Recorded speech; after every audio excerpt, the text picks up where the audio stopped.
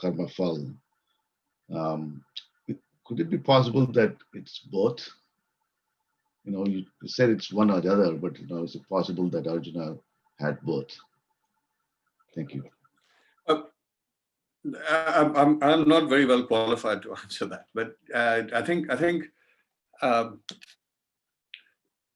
the way I understand it is that there is no such thing as good luck, bad luck.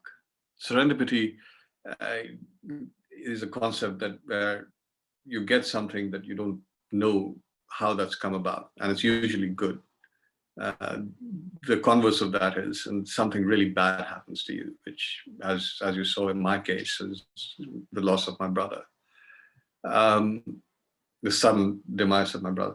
So I think I'm inclined to agree with you, but all the study says, and this is where I'll ask Rajesh, anybody else to pitch in, um, that it's actually all preordained.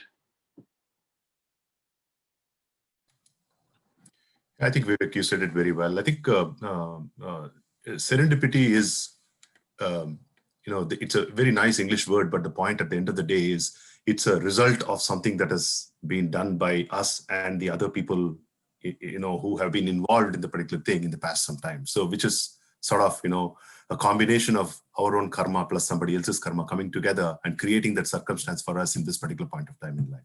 That's how I see it. I don't know whether that's the right interpretation or not, but that's how we see it today.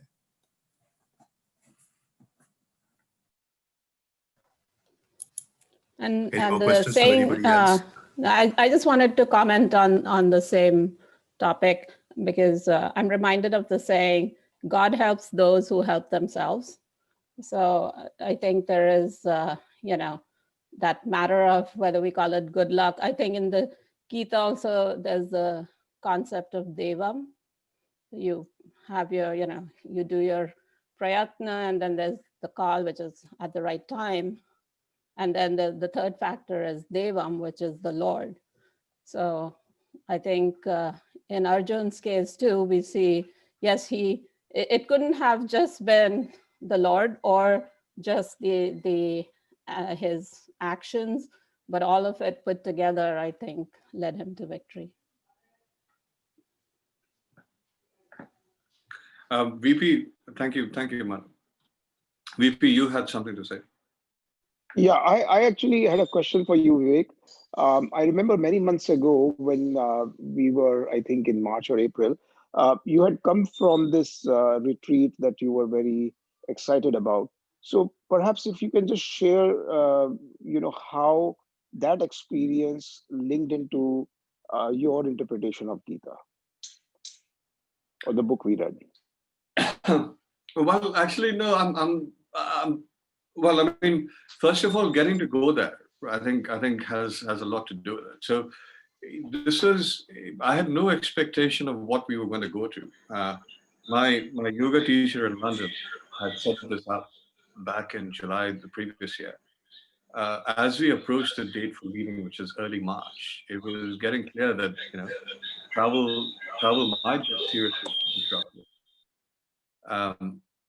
And we went despite that, and there was a lot of pressure on everybody in the group to do that, to not go or return early, and we stuck it out. So the fact that we got to do that travel, and actually one of my fellow travelers, Fiona, is on this as well. Her husband's actually a BA pilot, so he kept us well informed as to what was happening with travel. One is that we persevered and went through that. When we got to Yogiville, we had no idea what to expect, but it's a beautiful, sustainable farm with a school for little children. The children learn yoga. There's a naturopath over there. We had 10 days of amazing sattvic food, and the energy levels that we all came back were amazing at the end of it. So it was, what we got to see and experience for 10 days against very uncertain times. I was inclined to put it as serendipity that we got to do it just before the world shut down. But again, the Gita tells us it wasn't serendipity. That was meant to happen. So I've got, there's a good friend of mine, Fiona, on this call. Fiona, you might want to say yay or nay to that. No, I think she's not. Actually, yeah, Ray's actually here as well. But yeah, absolutely what you've just said. It was the right place, right time, and with all that going on, and as you said, it was like it was a real oasis, definitely, and it was it was lovely seeing such a nice, easy way to live, because it was so rural, and naturally rural, and you don't get to see that kind of life so much, because you could see the crops, you could see just, the one cow and that sort of thing, and everybody just living and doing that. So it actually comes nicely into what you were saying about the food and what you do and don't need and things. So it's, yeah, that's what I've taken away from it. Thank you very much. Lovely to have you. Yeah, it's good. Everyone. So one last question. I'm just kind of, being the nasty timekeeper here. So one last question from anyone, and then we can thank Vivek.